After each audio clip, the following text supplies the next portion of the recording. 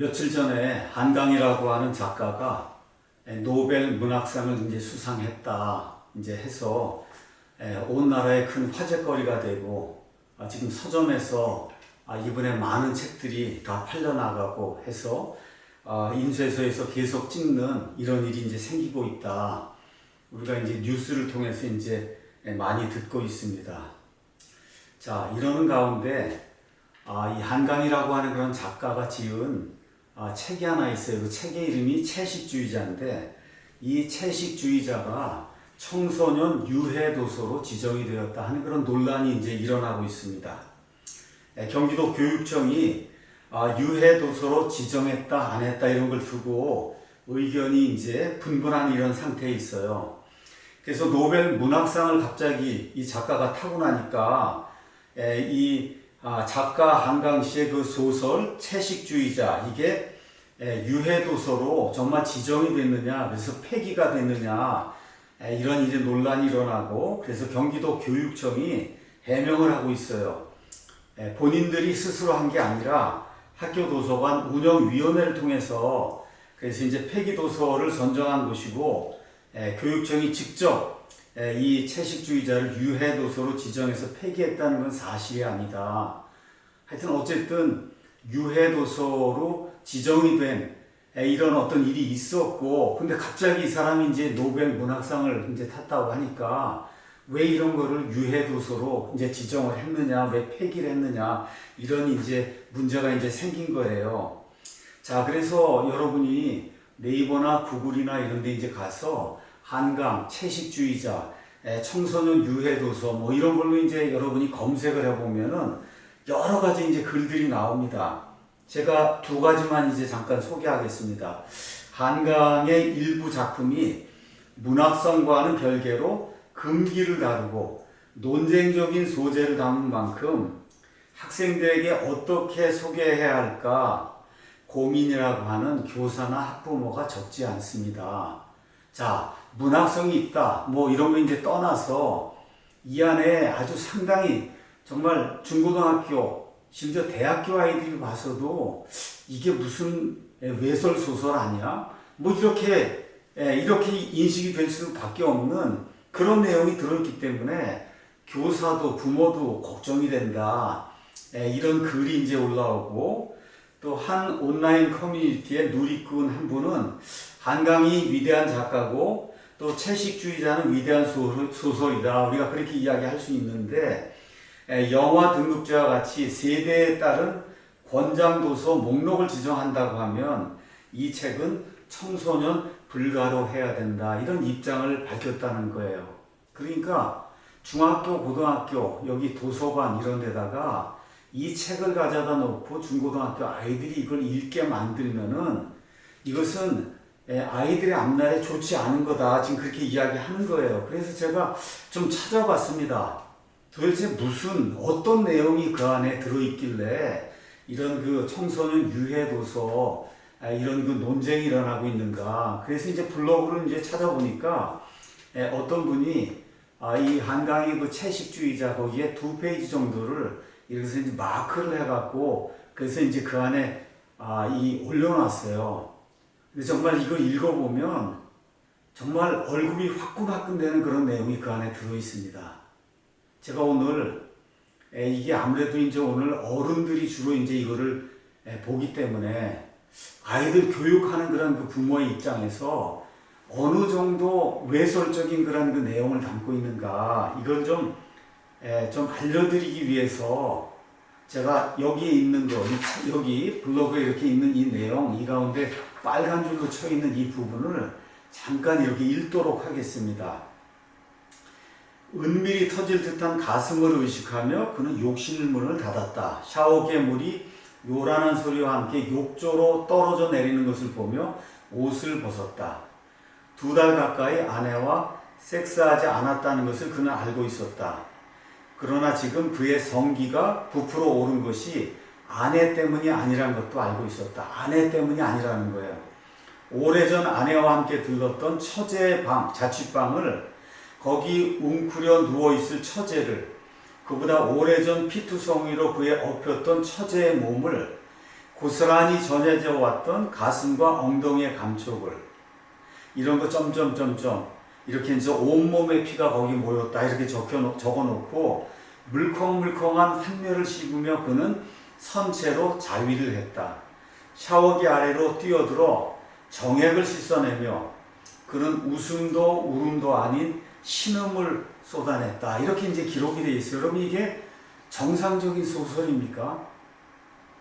여러분 이거 아이들에게 이거 읽으라고 이거 권장할 만한 그런 소설이에요.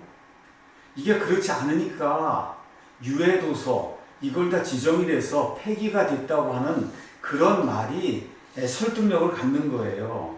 그 다음 장 또 여기 가서 보니까 그 블로그에 벌거숭이가 된 그는 그녀의 가랑이를 힘껏 벌리고 그녀의 안으로 들어갔다.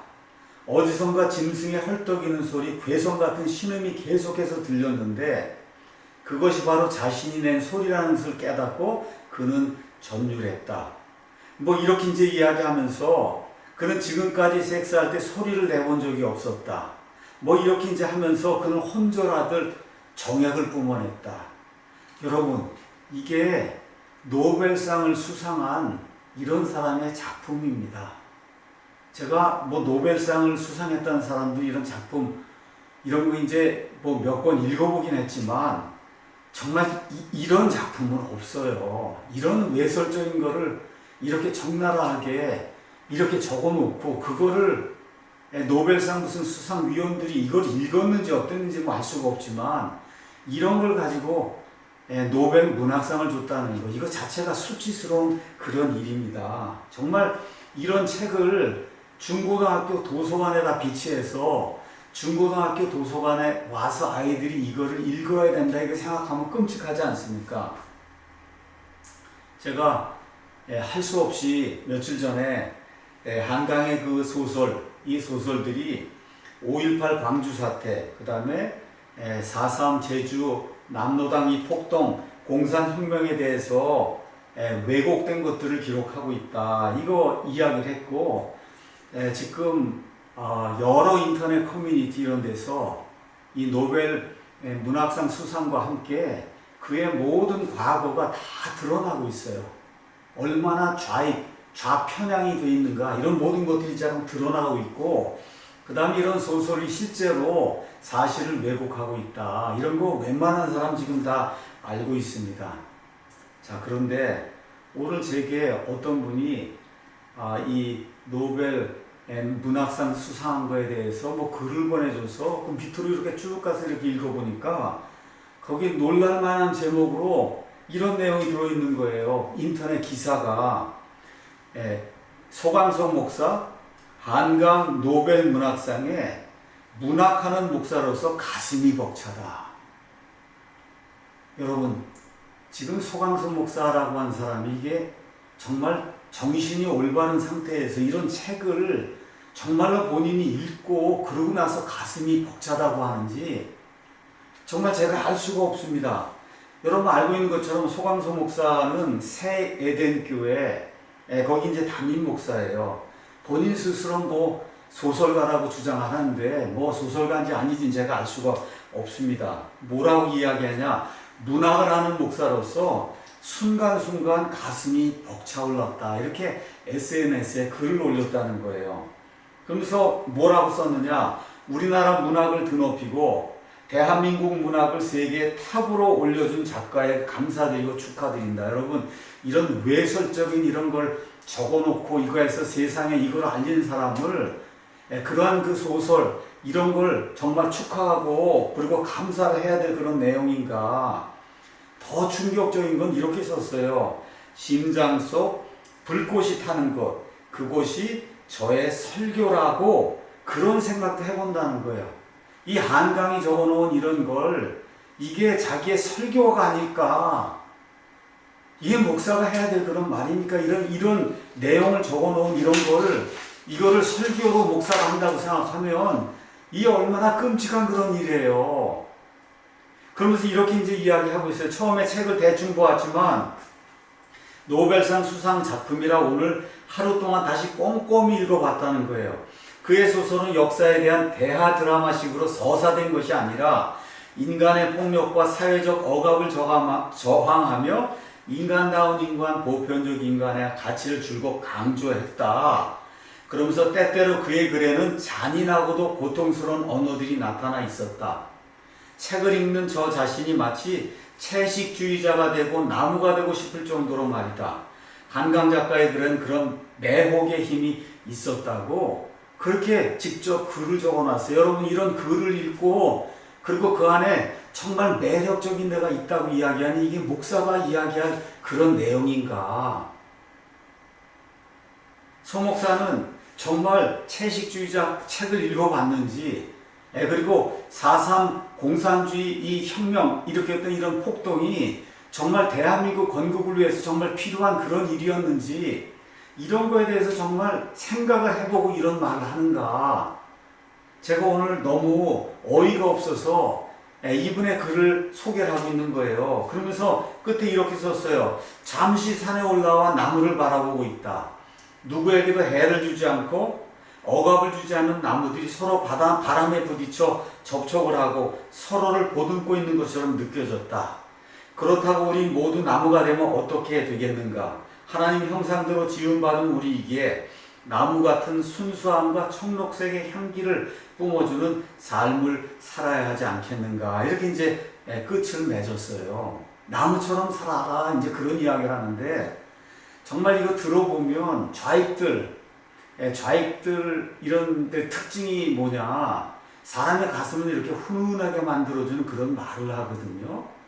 뭐 박원순이 다 이런 사람들이 그런 부류의 사람들인데 목사는 가슴을 훈훈하게 해서 사람을 기쁘게 하는 그런 말을 하는 사람이 아닙니다. 목사는 진리를 선포해야 돼요. 사람이 예수 그리스도를 믿지 않으면 그럼 반드시 지옥 불 속에 영원 무궁토록 들어간다. 마귀와 함께 산다. 이거 가슴이 훈훈한 그런 메시지가 아닙니다. 차가운 메시지예요. 근데 이게 진리예요. 그 진리이기 때문에 사람들의 가슴을 훈훈하게 해주지 못해도 목사가 강단에 서서 진리만을 외쳐야 되는 거예요. 진리만을 외치고 선포해야 될 이런 목사가 이런 전적으로 이런 좌익적 생각 이런 걸로 가득 차 있는 이런 그 작가의 그 생각에 동조하고 이거를 기독교인들이 읽으라고 이거 목사가 이거 글 써놨으니까 읽으라는 거 아닙니까? 책을 사서 읽으라는 거 아니에요. 이렇게 하는 것이 과연 올바른 건가? 정말 하나님 앞에서 우리가 옳고 그른 것을 분별해야 된다.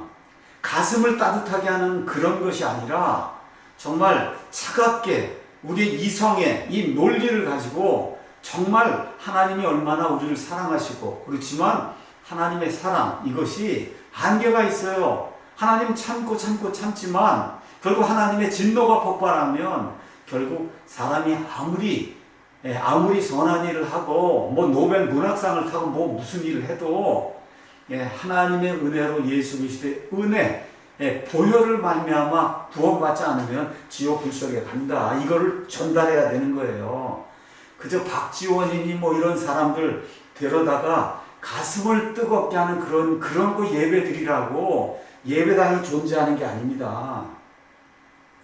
왜 어떻게 하느냐? 예수님이 그렇게 하지 않으셨어요.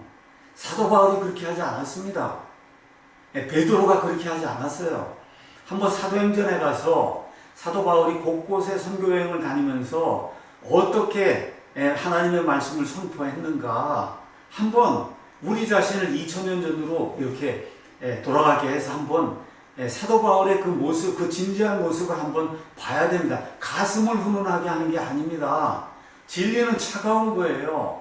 이 진리를 차가운 진리지만 있는 그대로 열정적으로 선포해서 그래서 사람이 다 주인이고 공산주의, 사회주의, 낙태, 동성애 이런 쪽으로 나가는 이런 좌경화되는 이런 사상은 하나님이 미워하는 거다. 이거를 선포하는 사람이 하나님의 사람입니다.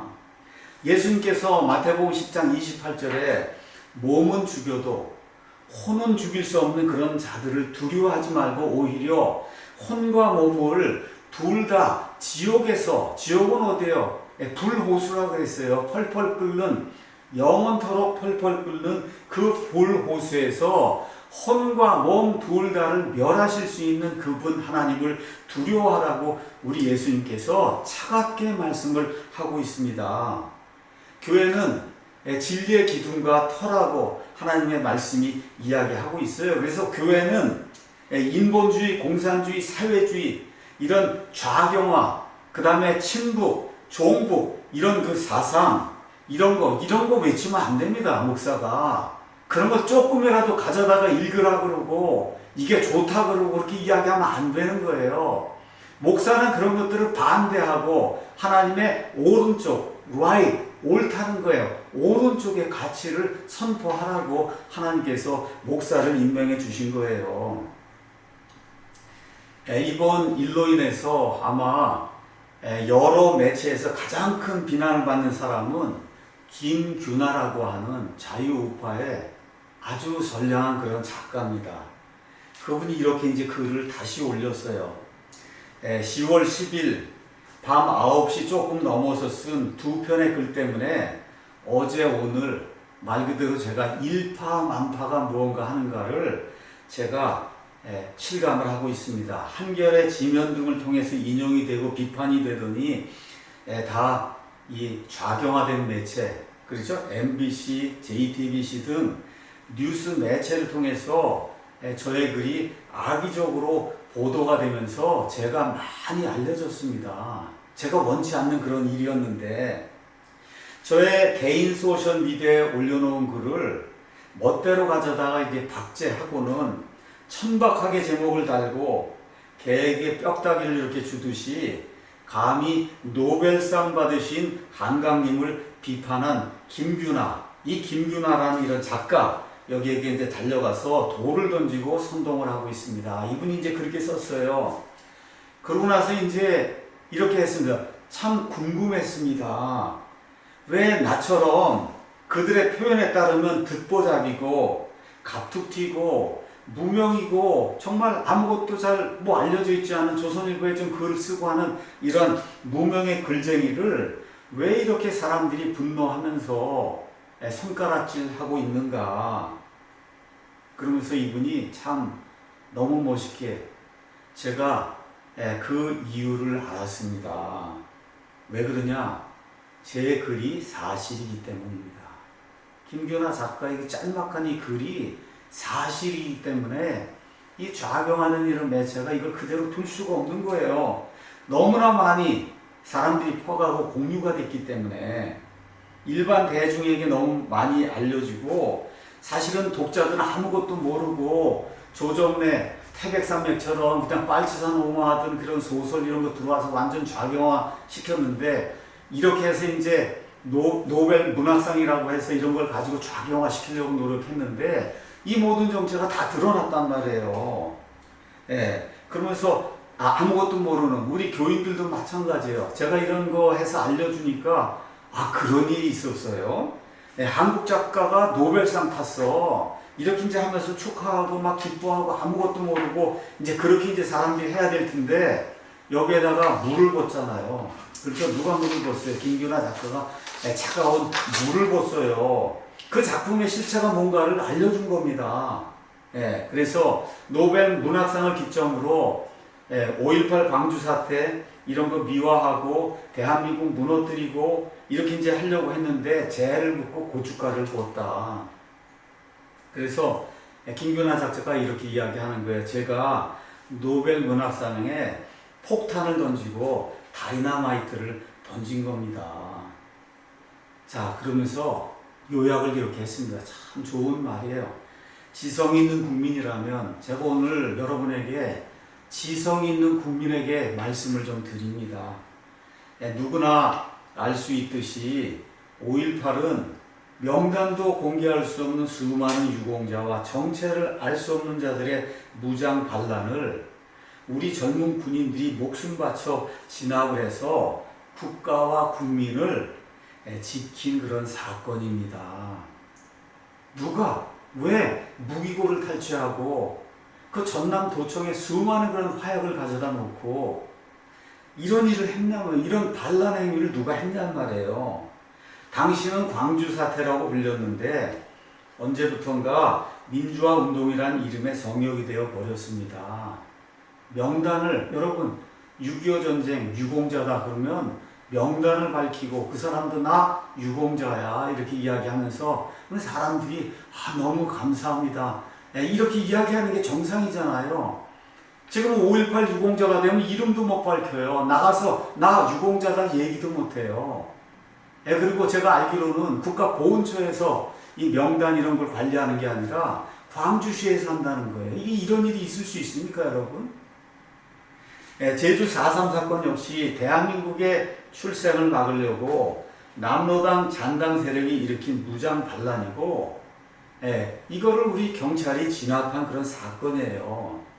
두 사건 모두 진압 과정에서 정말 안타까운 희생이 있었지만 애초에 처음에 반란이 없었다면 그러한 눈물 역시 없었을 것이다. 이게 역사의 진실입니다. 중요한 건 무엇이 먼저인가, 왜 그런 일이 생겼는가, 이게 더 중요한 거라는 거죠. 그리고 이 두 사건 모두 국가가 진압에 성공하지 못했다면 저와 여러분이 지금 자유를 누리고 살고 있는 자유 대한민국은 이 지구상에 존재하지 않을 거다.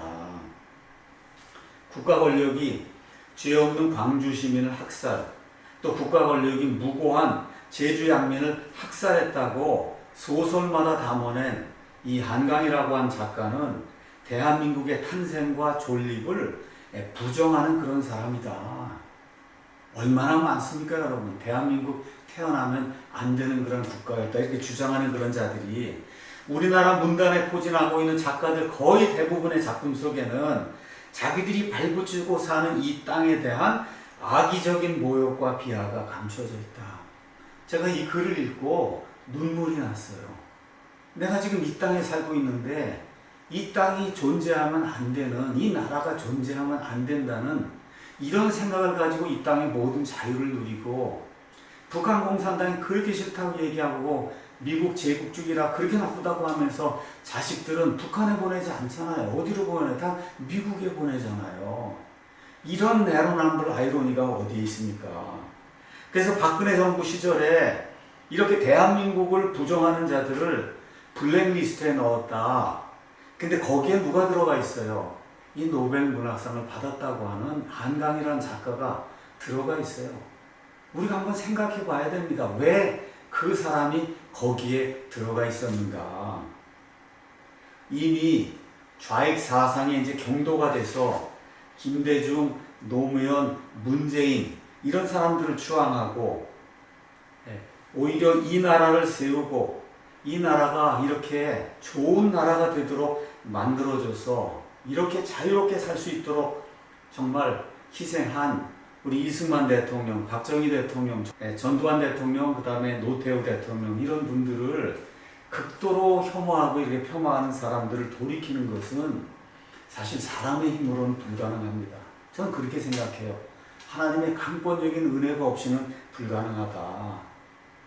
다만 저는 대학 교수로서 제가 만 28살에 미국의 그래도 메릴랜드 주립대학이라고 하는 그런 유명한 대학에서 공학박사 학위를 받았어요. 그렇게 공부도 안 하고 그런 사람이 아닙니다. 그 이후부터 지금까지 대학에서 강의를 하고 정말 많은 그런 논문들을 발표하고 국가와 그 다음에 이 사회를 위해서 많은 것들을 공헌을 했습니다. 또 하나님의 말씀을 번역을 하고 지금은 또 교회의 목사로서 더욱이 지금 나이가 이제 65세가 돼서 인생의 황금기를 다 산 그런 사람으로서 이제는 나라의 앞날을 걱정할 수밖에 없어요. 대한민국의 미래를 걱정하면서 하나님의 시각을 여러분에게 전달하려고 합니다. 하나님의 시각에서 좌익은 레프트라는 거예요. 레프트. 옳은 것에서 떠났다는 거예요. 레프트, 떠났다는 거예요. 이건 하나님의 진노를 사게 된다. 하나님의 진노를 사게 돼요. 최소한 우리가 죄인이며 또 우리가 연약한 사람이다. 우리 인간은 연약한 사람이다.